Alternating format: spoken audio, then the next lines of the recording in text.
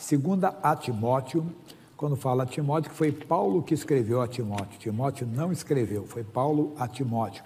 Capítulo 2, versículo 15. Segunda a Timóteo, capítulo 2, versículo 15. Paulo fala dessa maneira: procura apresentar-te a Deus aprovado, como obreiro que não tem que se envergonhar, que maneja bem a palavra da verdade. Nós queremos verdadeiramente entrar na presença de Deus, não devemos ter nada que venha nos envergonhar, porque tem coisas que eu posso fazer, que você pode fazer, que nunca vai te envergonhar diante dos homens, porque o homem não vê como Deus vê. O homem só vê o que está diante dos seus olhos. Deus olha para o coração. Então, que não haja nada em você que vai lhe trazer vergonha, nem diante dos homens e principalmente diante de Deus. Mas isso não quer dizer que você, sendo um homem de Deus, uma mulher de Deus, não possa ter lutas. Veja o que ele fala no final: que maneja bem a palavra da verdade. E às vezes o homem de Deus, a mulher de Deus, um jovem, uma moça, ele é questionado, ele é cobrado quando ele passa por algumas lutas. E às vezes até dentro da própria igreja e até com os próprios irmãos. Veja comigo João capítulo 11, versículo 20 em diante, é a ressurreição de Lázaro. Mas nem vou falar da ressurreição, não. É a passagem que houve a ressurreição de Lázaro, mas não vamos falar dela. Capítulo 11 de João, Mateus, Marcos, Lucas, João, 11, versículo 20. Ouvindo, pois, Marta que Jesus vinha, saiu-lhe ao encontro, Maria, porém, ficou assentada em casa.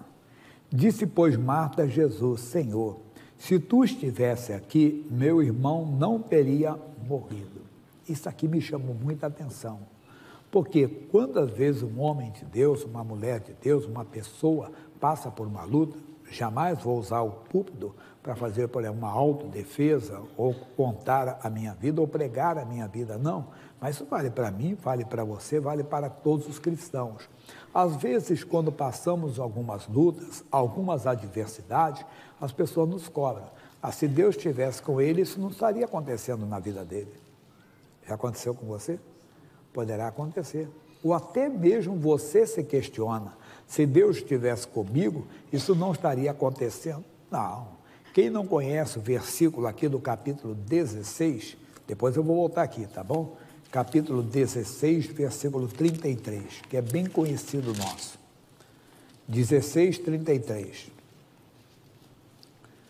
Tenho-vos dito isso para que em mim tenhais paz. No mundo tereis aflições. Quer dizer, mesmo estando nele, você pode ter aflições, mas não perde a paz. A diferença não é ter uma luta ou não ter uma luta. Veja quando Paulo escreveu a Timóteo, que ele disse: Timóteo, não tome mais água só, mas tome água com vinho, por causa das suas constantes enfermidades. Isso aí não é carona para ninguém tomar uma birita, não. Não, é que o vinho ele era usado de uma forma terapêutica. Estamos falando de uma ciência há 2000 anos atrás. Então, não era usado como hoje, entende? Então, quando ele falou a respeito disso, ele está dizendo: ó Paulo, ó Timóteo, Paulo dizendo a Timóteo, você tem que tomar um remédio, toma a água com vinho por causa das tuas frequentes enfermidades. E o Timóteo não era de Deus?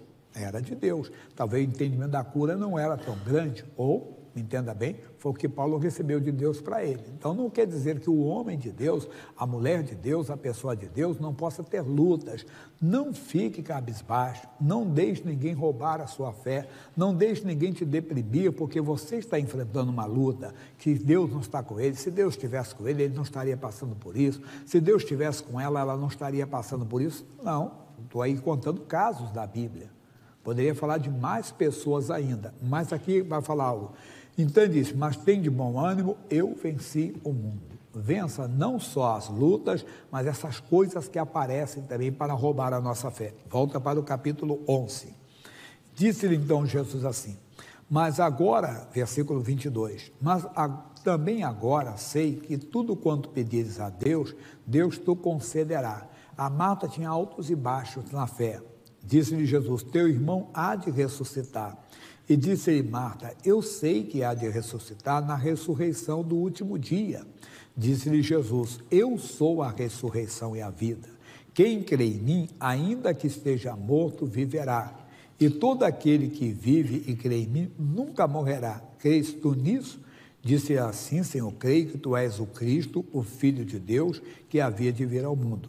E dito isso, partiu, e chamou em segredo a Maria, sua irmã, dizendo: o mestre está aqui e chama-te. Ela, ouvindo isso, levantou-se logo e foi ter com ele. Ainda Jesus não tinha chegado à aldeia, mas estava no lugar onde Marta o encontrara.